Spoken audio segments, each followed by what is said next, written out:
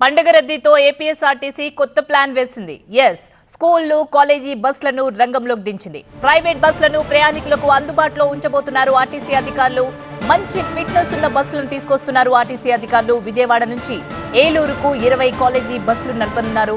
CM ఆదేశాలతో ప్రయాణికులకు ఇబ్బంది లేకుండా ఇలాంటి చర్యలు చేపట్టారు. సాధారణ ఛార్జీలతోనే నడుపుతాం ఈ బస్సులనని ఆర్టీసీ అధికారులు చెబుతున్నారు.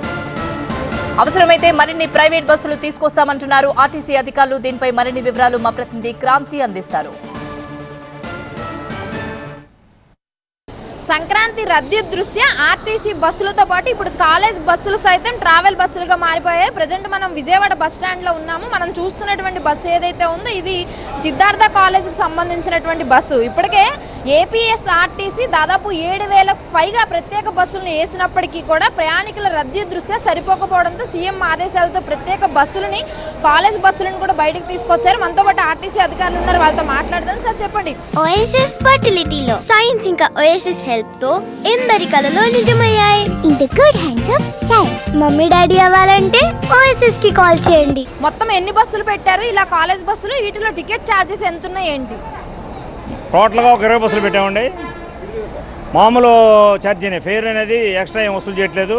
సాధారణ ఛార్జీలు ఏవైతే ఉన్నాయో అవే వసూలు చేస్తున్నాం మేము.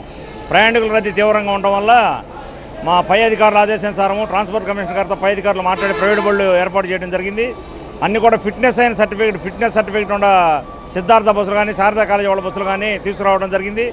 ప్రయాణికులకు ఎటువంటి అసౌకర్యం, ప్రయాణికుడు బస్ స్టేషన్కి వస్తే గంట లోపుగా తన ప్రయాణికుడిని గమ్యస్థానం చేర్చేట్టుగా ప్లాన్ చేశారు పై అధికారులు అందరూ కూడా. సార్ ఎక్కడి నుంచి ఎక్కడి వరకు ఈ కాలేజ్ బస్సులు నడుపుతున్నారు?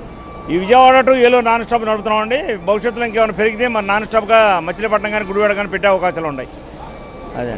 సో ఇది మనం చూస్తే కనుక ఇది గతంలో ఒక కాలేజ్ బస్సు కేవలం కాలేజీని మాత్రమే, స్టూడెంట్స్ని మాత్రమే తీసుకెళ్ళినటువంటి బస్సు. కానీ గతంలో ఎన్నడూ లేని విధంగా ఈసారి ప్రయాణికుల్ని వచ్చినటువంటి గంటలోపు గమ్యస్థానాలకి చేర్చేలాగా ఈ యొక్క నిర్ణయం తీసుకోవడం జరిగింది. అంటే గతంతో పోలిస్తే ఇప్పుడు సంక్రాంతికి ప్రయాణికుల రద్దీ పెరిగింది, క్రౌడ్ మొత్తం పెరిగిపోయింది, పబ్లిక్ కూడా తీవ్ర ఇబ్బందులు పడుతున్నారు. మరోపక్క ప్రైవేట్ ట్రావెల్స్ మొత్తం కూడా దోపిడీ చేస్తున్నటువంటి పరిస్థితి ఉంది. కాబట్టి ఏదైతే అదనంగా ఏర్పాటు చేసినటువంటి బస్సులు ఉన్నాయో అవి కాకుండా మరిన్ని బస్సులు, ఈ ఉన్నటువంటి బస్సులు సరిపోకపోవడంతో కాలేజీలకు సంబంధించి ఫిట్నెస్ ఉన్నటువంటి బస్సులను తీసుకొచ్చి ఈ యొక్క ఏర్పాటు చేయడం జరిగింది. మనం వెనకాల చూడొచ్చు, అదొకటి. ఇంకొక బస్సు మనం చూస్తే కనుక శారదా ఇన్స్టిట్యూట్కి చెందినటువంటి బస్సు అది.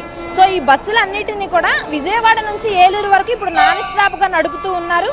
ఒకవేళ ప్రయాణికుల రద్దీ పెరిగి ఇతర ప్రాంతాలకు ఎక్కడైనా అవసరమైతే కనుక మరిన్ని కాలేజ్ బస్సులను ఆయా ప్రాంతాలకు తీసుకొచ్చేందుకు ఏర్పాటు చేస్తామని కూడా ఆర్టీసీ అధికారులు చెప్తూ ఉన్నారు. కెమెరా పర్సన్ నరసింహతో క్రాంతి, టీవీ9 విజయవాడ బస్టాండ్ నుంచి.